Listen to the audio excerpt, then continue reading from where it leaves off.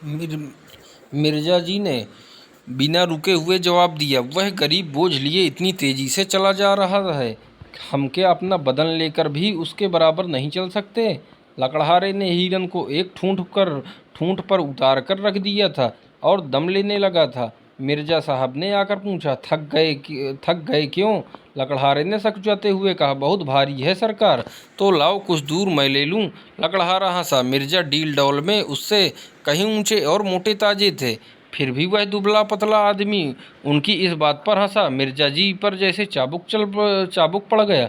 तुम हंसे क्यों? क्या तुम समझते हो मैं इसे नहीं उठा सकता? लकड़हारे ने मनो क्षमा मांगी। सरकार, आप बड़े आदमी हैं, बोझ उठाना तो हम जैसे मजूरों का ही काम है। मैं तुम्हारा दोगुना जो हूँ, इससे क्या होता है मालिक? मिर्जा जी का पुरुषत्व अपना और अपमान न सह सका। उन्होंने बढ़कर हिरन को गर्दन पर उठा लिया और चले, मगर मुश्किल से 50 कदम चले होंगे कि गर्दन फटने लगी, पांव थरथराने लगे और आंखों में तितलियां उड़ने लगी। कलेजा मजबूत किया और एक 20 कदम और चले। कमबख्त कहाँ रह गया, जैसे इस लाश में शीशा भर दिया गया हो। जरा मिस्टर तनखा की गर्दन पर रख दूं तो मजा आए, मशक की तरह जो फूले चलते हैं। जरा इसका मजा भी देखें, लेकिन बोझा उतारें कैसे? दोनों अपने दिल में कहेंगे। बड़ी जवांमर्दी दिखाने चले थे, 50 कदम में ची बोल गए। लकड़हारे ने चुटकी ली। कहो मालिक, कैसे रंग ढंग है? बहुत हल्का है ना? मिर्जा जी को बोझ बोझ कुछ हल्का मालूम होने लगा। बोले, उतनी दूर तो ले ही जाऊंगा जितनी दूर तुम लाए। कई दिन गर्दन दुखेगी मालिक। तुम क्या समझते हो मैं यूं ही फूला हुआ हूँ? नहीं मालिक, अब तो ऐसा नहीं समझता। मुदा आप हैरान ना हो, वह चट्टान है, उस पर उतार दीजिए। मैं अभी से इतनी ही दूर और ले जा सकता हूँ, मगर यह अच्छा तो नहीं लगता कि मैं ठाला चलूँ और आप लदे रहें। मिर्जा साहब ने चट्टान पर हिरन को उतार कर रख दिया। वकील साहब आ पहुँचे। मिर्जा ने दाना फेंका। अब आपको भी कुछ दूर ले चलना पड़ेगा जनाब।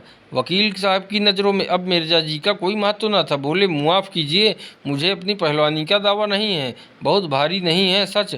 अजी रहने भी दीजिए। आप अगर इसे 100 कदम ले चलें तो मैं वादा करता हूँ आप मेरे सामने जो तजवीज़ रखेंगे उसे मंजूर कर लूँगा। मैं इन चकमों में नहीं आता, मैं चकमा नहीं दे रहा हूँ, वल्लाह आप जिस हल्के से कहेंगे खड़ा हो जाऊंगा, जब हुक्म देंगे बैठ जाऊंगा। जिस कंपनी का डायरेक्टर मेंबर मुनीम कन्वेंसर जो कुछ कहिएगा बन जाऊंगा। बस 100 कदम ले चलिए। मेरी तो ऐसे ही दोस्तों से निभती है जो मौका पड़ने पर सब कुछ कर सकते हैं। तनख्वाह का मन चुलबुला उठा। मिर्जा अपने कौल के पक्के हैं, इसमें कोई संदेह न था। हिरन ऐसा क्या बहुत भारी होगा? आखिर मिर्जा इतनी दूर ले आए। बहुत ज़्यादा थके तो नहीं जान पड़ते? अगर इनकार करते हैं तो सुनहरा अवसर हाथ से जाता है। आखिर ऐसा क्या कोई पहाड़ है? बहुत होगा 4-5 पसेरी होगा। 2-4 दिन गर्दन ही तो दुखेगी। जेब में रुपए हैं तो थोड़ी सी बीमारी सुख की वस्तु है। 100 कदम की रही। हाँ, 100 कदम मैं गिनता चलूँगा, देखिए निकल ना जाइएगा। निकल जाने वालों पर लानत भेजता हूँ। तनखा ने जूते का फीता सिर फिर से बांधा, कोट उतार कर लकड़हारे को दिया, पतलून ऊपर चढ़ाया, रूमाल से मुंह पोंछा और इस तरह हिरन को देखा मानो ओखली में सिर देने जा रहे हैं। फिर हिरन को उठाकर गर्दन पर रखने की चेष्टा की।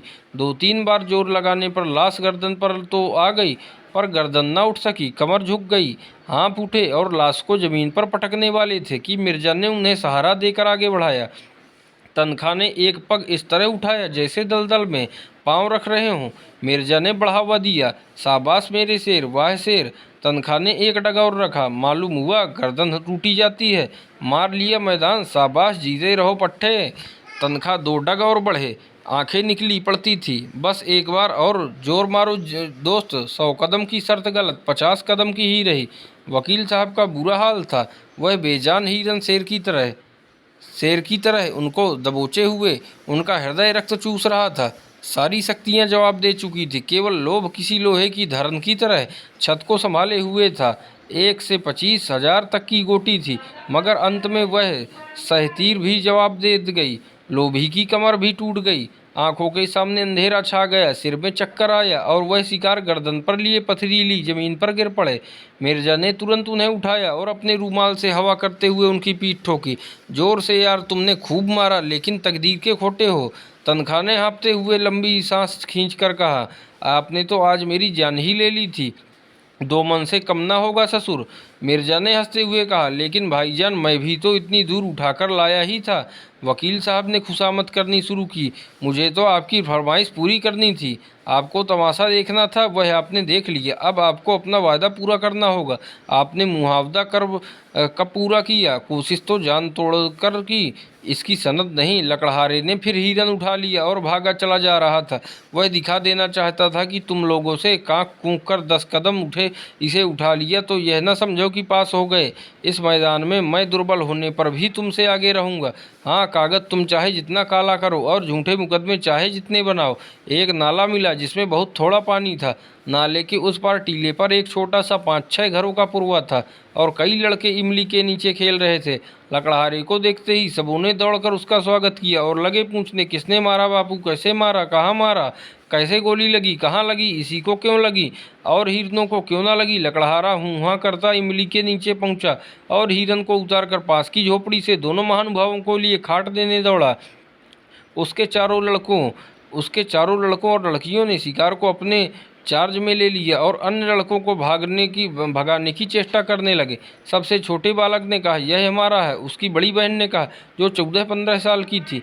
मेहमानों की ओर देखकर छोटे भाई को डांटा, चुप, नहीं सिपाही पकड़ ले जाएगा। मिर्जा ने लड़के को छेड़ा, तुम्हारा नहीं हमारा है। बालक ने हिरन पर बैठकर अपना कब्जा सिद्ध कर दिया और बोला, बापू तो लाए हैं, बहन ने सिखाया, कह दे भैया तुम्हारा है। इन बच्चों की माँ बकरी के लिए पत्तियां तोड़ रही थी।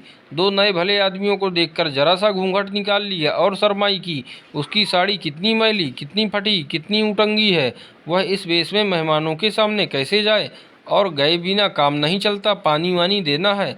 अभी दोपहर होने में कुछ कसर थी, लेकिन मिर्जा साहब ने दोपहरी इसी गांव में काटने का निश्चय किया। गांव के आदमियों को जमा किया, शराब मंगवाई, शिकार पका, समीप के बाजार से घी और मैदा मंगाया और सारे गांव को भोज दिया।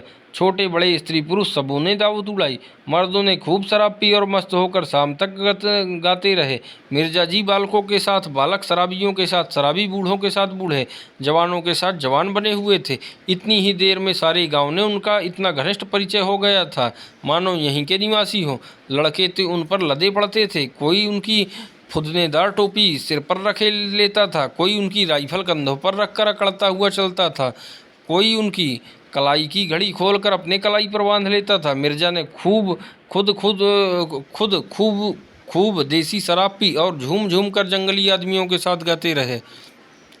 जब ये लोग सूर्यास्त के समय यहाँ से विदा हुए तो गांव भर के नर नारी उन्हें बड़ी दूर तक पहुँचाने आए।